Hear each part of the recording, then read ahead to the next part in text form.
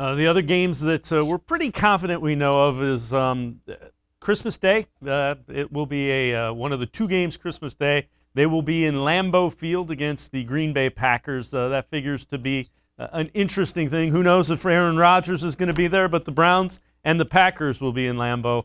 A 4:30 kickoff. We also know Week 7, and this is coming from Denver, the Browns will play the Broncos Thursday night. And then the other one that we know, and this is from the Boston Herald, so we trust that, Browns Patriots Week 10, 1 o'clock kickoff. So not in a late window, not in a national window. Those are three games that we know of. What do you make of those, and what intrigues you about those three matchups that we know about? Yeah, I'll touch on the two most interesting ones to me. First, let's start with the Packer game. For viewers that don't know, I went to college in Western Wisconsin, Eau Claire, shout out Blue Golds. So I've got a decent amount of Packer fans in my life, still some good friends, some close friends. And I reached out saying jokingly, hey, anyone want to meet me in Lambeau on Christmas morning? And, a lot of laughs and some no's. And I think we now both walked into the overworked Twitter joke of the week when we say, well, I don't blame you for not coming. Aaron Rodgers isn't going to be there either. That one's just, it's a low hanging fruit. We got to take it.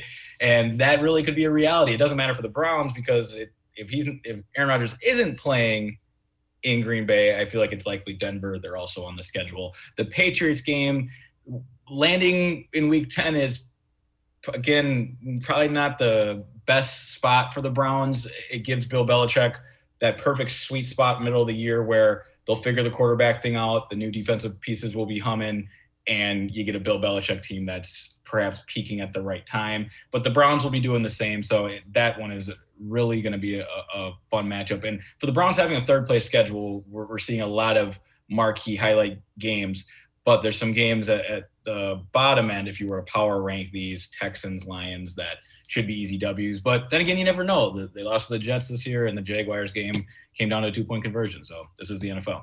The other thing is you want to make sure that it's kind of spread out. You don't want to stack, the Ravens and the Patriots, so that spread out right. the tough games. That's kind of more what you want to look for, so that you don't have them back to back to back.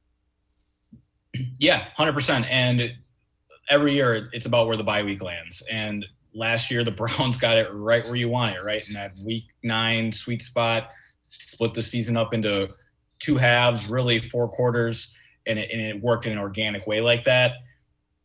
Maybe they have a Week 4 or 5 bye this year, which isn't ideal. Maybe it's all the way at the end of the year in Week 13, which isn't ideal, except the Tampa Bay Buccaneers had a Week 13 bye, lost to the Chiefs the week before their bye. After the bye, didn't lose again, won a Super Bowl. And the Steelers a year ago didn't even get their bye week because all the COVID violations and protocol breaks that they had to move around their bye so much they didn't even get one. And that probably played a lot into, and something we don't talk about, both obviously the Week 17 decision to sit starters, but then them just never having a time to self-scout and get healthy and all the great things that come with a bye week. So last year was wild, and those same effects are going to roll over and carry into the 2021 season, which again makes the bye week so important.